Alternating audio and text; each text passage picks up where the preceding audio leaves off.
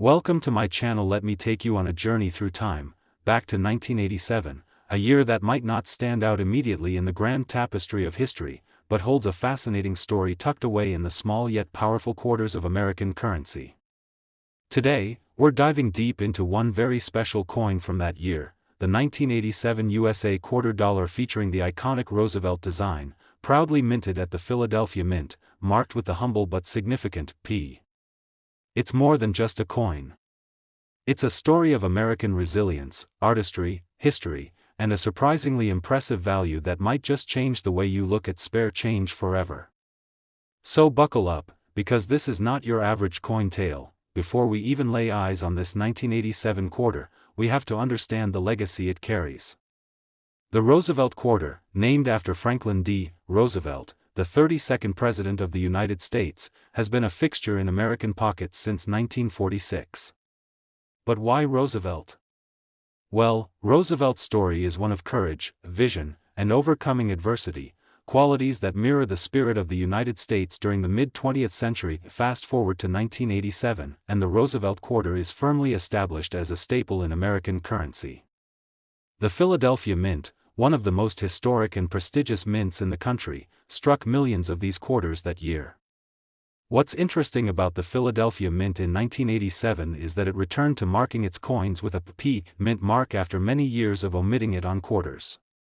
Prior to 1980, quarters from Philadelphia were minted without a mint mark, making the 1987 P quarter somewhat special in itself. This tiny P is a symbol of quality and origin, stamped proudly near Roosevelt's neck on the coin's obverse side. For collectors and numismatists, this mark is critical. It tells a story of where the coin was made, which can influence its rarity and desirability. But what makes the 1987 Roosevelt quarter so intriguing beyond its design and mint mark? To answer that, we need to dive into the minting process and its subtle quirks that year. 1987 saw the U.S. Mint producing billions of quarters to meet the demands of a growing economy. Yet, despite the sheer volume, some coins managed to slip through the cracks with errors, unique die varieties, and exceptional conditions that make them stand out. Another aspect to consider is the condition of the coin. Like all coins, its value is heavily influenced by its grade, or how well it has survived over the decades. Coins with crisp details, no scratches, and original mint luster are treasured. A 1987 quarter that looks fresh from the mint, what collectors call mint state, is far more valuable than one worn smooth from decades of circulation. In recent years, the market for Roosevelt quarters has been quietly gaining momentum. Collectors are increasingly seeking out specific years, mint marks, and conditions to complete their collections.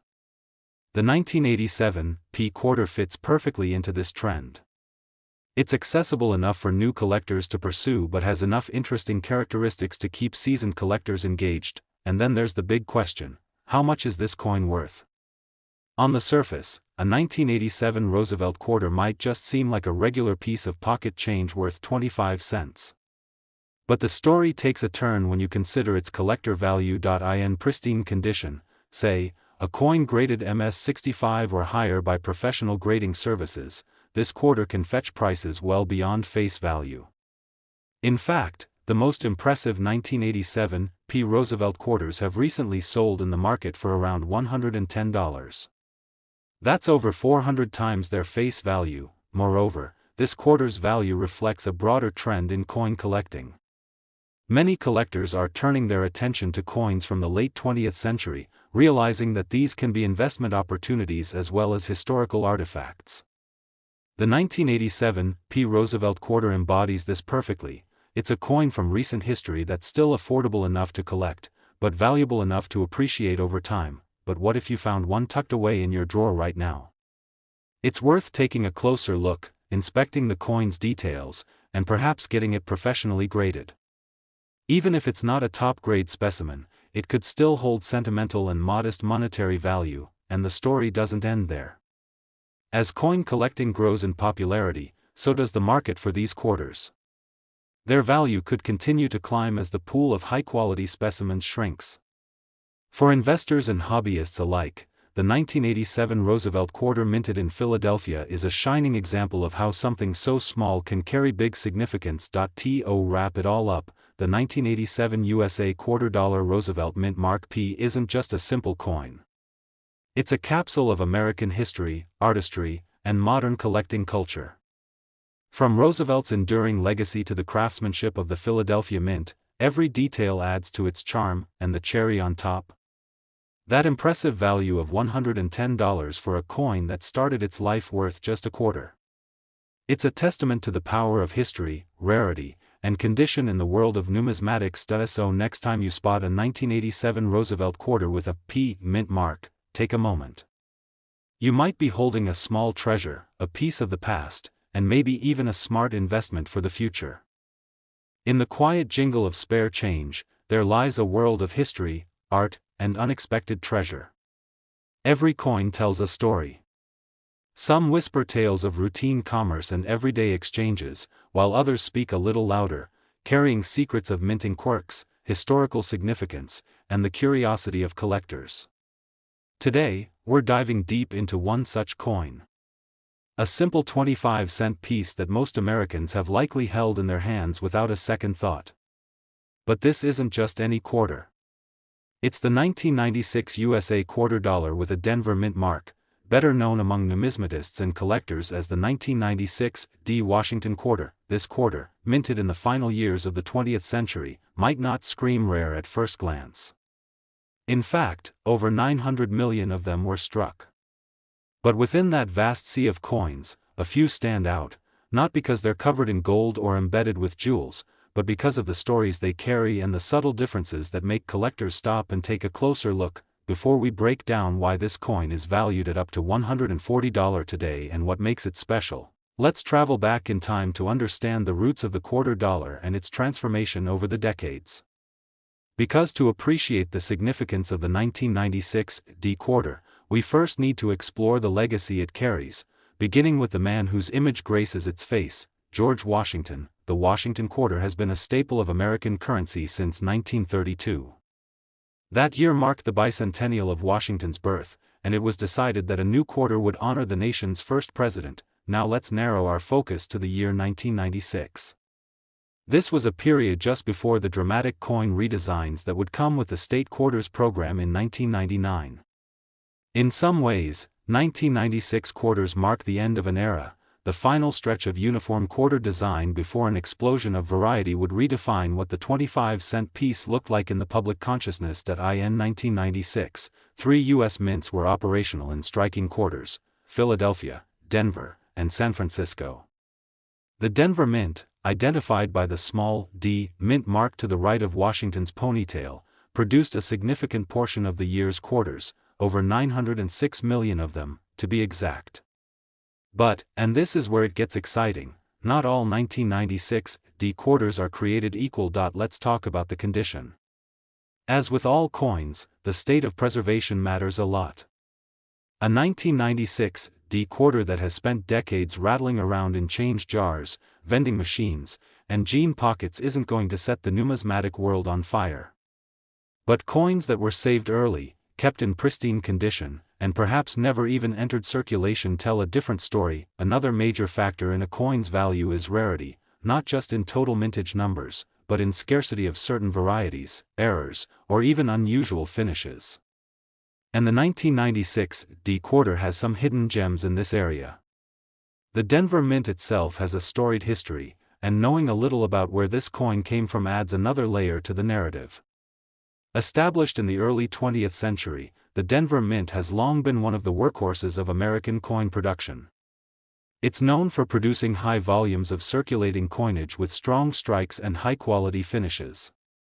However, like all large-scale minting operations, it wasn't immune to occasional inconsistencies, which is why even common coins like the 1996 D can have standout examples. In recent years, as more collectors look to complete high-grade sets of Washington quarters, demand for quality specimens from the 1990s has risen. Coins that once sat unnoticed in collections or bankrolls are now being graded, auctioned, and fought over. And this is exactly what's happened with the 1996 D quarter. which brings us to the big reveal. So what's it actually worth? If you find a 1996 D quarter in your pocket change today, it's likely worth just 25 cents. That's the truth for most of them. However, if that coin has been kept in excellent condition, say, MS66 or higher, it could be worth several dollars. And here's where it gets interesting. A 1996 D quarter graded MS67 by PCGS or NGC can command between $60 and $90 in today's market, depending on eye appeal and bidding competition. But a truly exceptional specimen, flawless, well-struck, and rare in grade, has been sold for as much as $140. Yes, you heard that right. A 25-cent coin from 1996, not even 3 decades old, valued at $140. That's a return of 560 times its face value. Now, some of you may be thinking, why would anyone pay that much for such a modern coin? And the answer is rooted in the passion of collectors, the pursuit of completing perfect sets, and the simple truth that rarity in quality is often more compelling than age. There are thousands of 19th-century coins that are easier to find in pristine condition than a common 1996 D quarter in MS67. And that's the magic of coin collecting. It's not just about finding old coins, it's about finding the best examples of each issue, appreciating the craftsmanship, the historical moment, and the little quirks that make one coin stand out among millions. So next time you're sifting through your change or cashing in a jar of quarters, take a closer look. That dull little 1996 quarter with a tiny D under Washington's neck might just be something more. Look for sharp details, minimal contact marks, and full mint luster. You never know, you might be holding a miniature treasure worth far more than its humble denomination. In the heart of the 1960s, America was experiencing a whirlwind of change. The Vietnam War raged on, civil rights movements shook the foundations of society, and a cultural revolution was underway. Amid this storm of events, an everyday object quietly transitioned, unnoticed by most, a simple, silver-looking $quarter. It was 1966, and what appeared to be a small change in your pocket was part of a much larger shift in American currency history. The 1966 quarter, at first glance, seems like any other coin. You might find one today in the change jar on your kitchen counter, or perhaps in a dusty box of forgotten coins in your attic. But this quarter carries more history than meets the eye. It represents a pivotal moment in American coinage, the shift away from silver. Enter the 1966 quarter. It was only the second year of this new composition, and although it looked similar to its silver predecessors, its contents were vastly different. Rather than containing precious metal, this new quarter had a core of copper, sandwiched between layers of nickel. The result was a coin that maintained its silver-like appearance but was far cheaper to produce. But beyond its composition, there's something special, almost mysterious, about the 1966 quarter. It was minted during a time when the U.S. Mint had suspended the use of mint marks. That means whether your quarter came from Philadelphia, Denver, or San Francisco, it would bear no distinguishing letter. Why? The Mint was concerned that collectors were hoarding coins marked with certain letters, believing them to be more valuable. By removing the mint marks, the Mint hoped to discourage this behavior and ease a growing coin shortage. This decision has made identifying the origins of 1966 quarters a fascinating challenge for collectors. Without mint marks, specialists rely on subtle variations and advanced testing to determine a coin's origin, adding a layer of mystery and intrigue to the hunt. So, how many of these coins were made? A lot.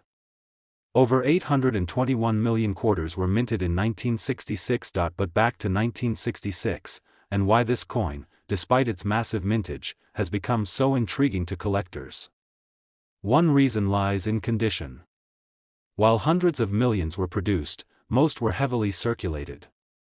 Finding a 1966 quarter in pristine, uncirculated condition is rare. Another fascinating aspect of the 1966 quarter lies in mint errors. During the mid-60s, the Mint was overwhelmed, racing to produce coins to meet demand.